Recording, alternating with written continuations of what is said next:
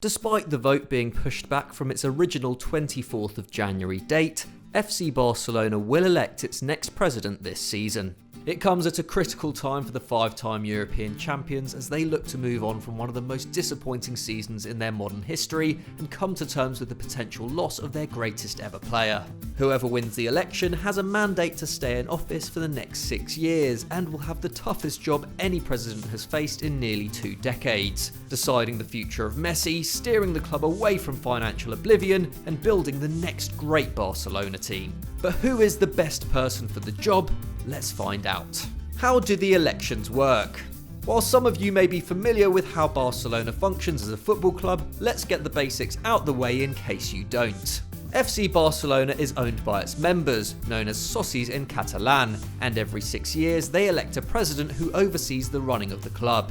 Today, the total number of socis stands at around 150,000, with around 110,000 eligible to vote in this year's election.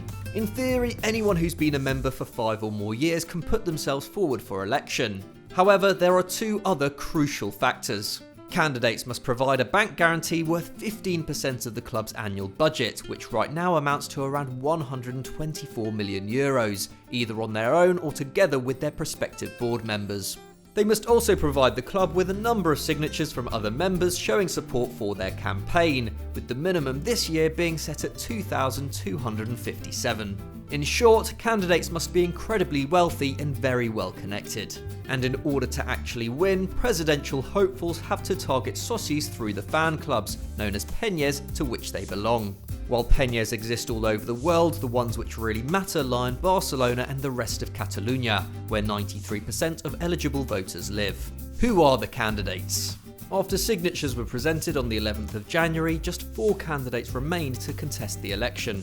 Emili Rousseau, Toni Freixa, and the 2 frontrunners, Victor Font and former president Joan Laporta. Emili Rousseau has since withdrawn from the race, and while Toni Freixa is not insignificant, having the potential to take important votes away from Font and Laporta, his involvement with the unpopular Josep Bartomeu regime means he is highly unlikely to win. And so for the purposes of this video, we're just focusing on the favourites. Unlike the other candidates, Victor Font is a relative newcomer, having never worked for the club before. However, he's been devising his presidential project and building relationships with peñas since 2013, and has marketed himself as the president who will modernise the club. A businessman who made his fortune in the technology, media and telecom industry, Font doesn't claim to be the biggest football expert, but his meticulous approach, new ideas and lack of association with previous regimes has made him popular among culés. His ideas include getting UNICEF back on Barcelona shirts, making electronic voting possible in elections, lowering the financial guarantees needed to become a presidential candidate, and getting more women on the board. And then there is Joan Laporta, Barcelona's club president between 2003 and 2010, and the household name in this election. With his background in politics and experience as the club's head honcho during its most trophy-laden era, Laporta wins when it comes to showmanship. Notably, his decision to fly a huge campaign poster in Madrid, just meters away from the Bernabeu, that told Barca's arch-rivals he was looking forward to seeing you again, made headlines across the football world in December 2020. A staunch Catalan nationalist and a fierce critic of his successes in the Barca boardroom, Laporta has bemoaned the club's decision to adopt shirt sponsors, and in 2017 called for Bartomeu and his team to resign, proclaiming that the club had been kidnapped and had fallen victim to intoxication, manipulation and lies. With his slogan, Estimem el Barça, we love Barca, and his mission to have people fall in love with Barcelona again, the 57-year-old campaign is a bid to reclaim the soul of the club. However, having faced his own controversies while in office and having lost the 2015 election to Bartomeu, Laporta has described his latest venture as the biggest challenge of my life. And one of the biggest challenges comes in the form of Lionel Messi. The future of Leo Messi has unsurprisingly been one of the hottest topics going into the election, and both Laporta and Font are keen for him to stay at the Camp Nou. Having seen him emerge from La Masia and develop into the world's best during his presidency, Laporta enjoys, in his own words, a relationship of mutual affection with the Argentinian.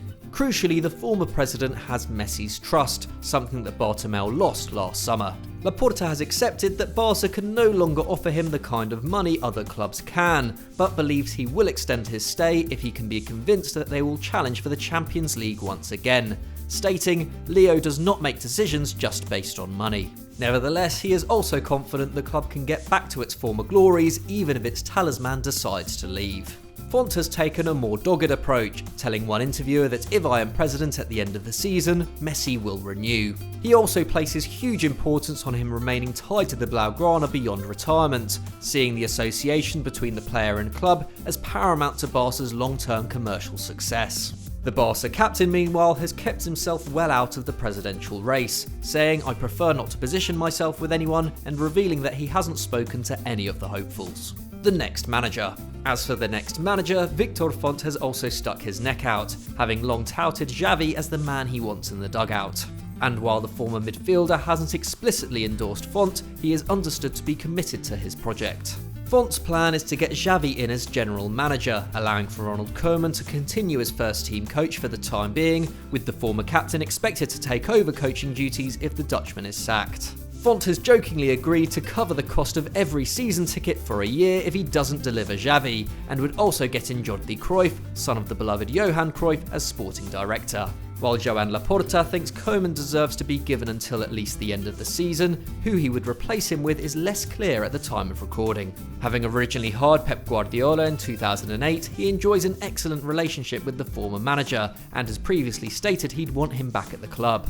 But having recently signed a new contract at Manchester City, it's highly unlikely the legendary coach would return to the Camp Nou anytime soon. Nevertheless, it's expected that Xavi will return to the club at some stage, regardless of who is elected. New signings. And as for new signings, this election will be a quiet one. Laporta famously promised David Beckham during his 2003 campaign, missing out on the Englishman to Real Madrid and signing Ronaldinho instead.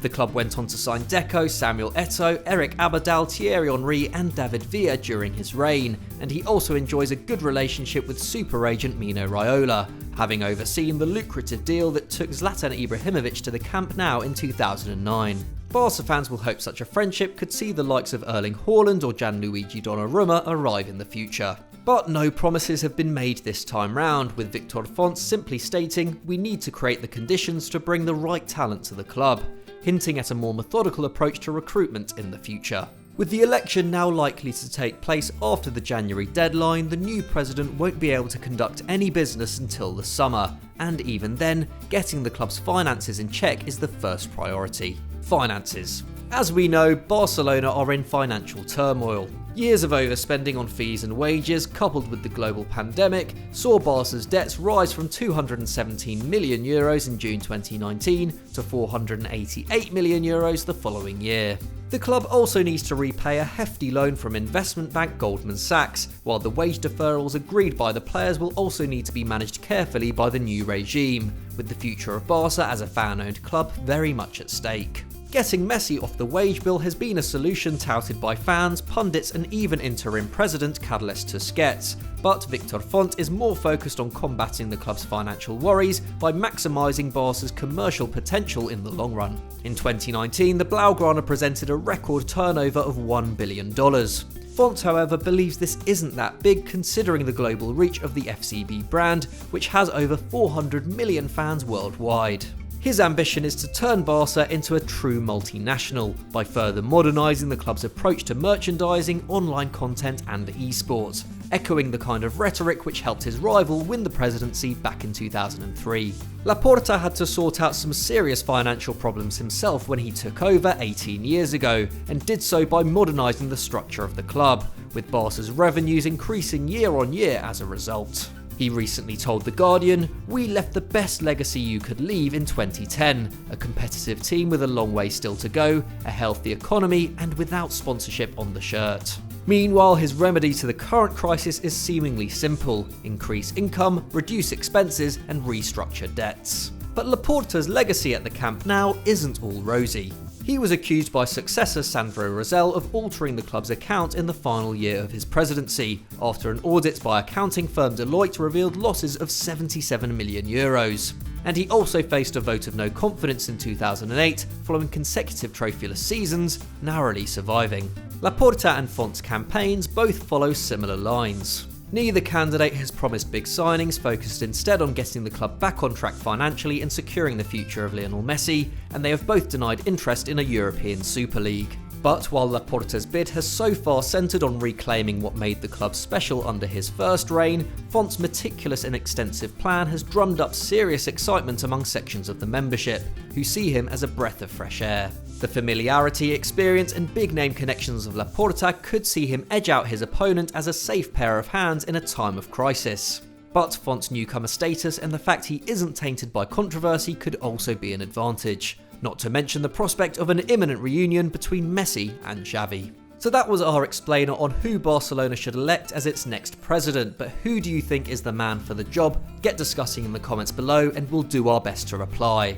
If you enjoyed this video, don't forget to leave it a like, and why not check out our other explains, including a brilliant one on PSG. Thanks for watching and we'll see you next time.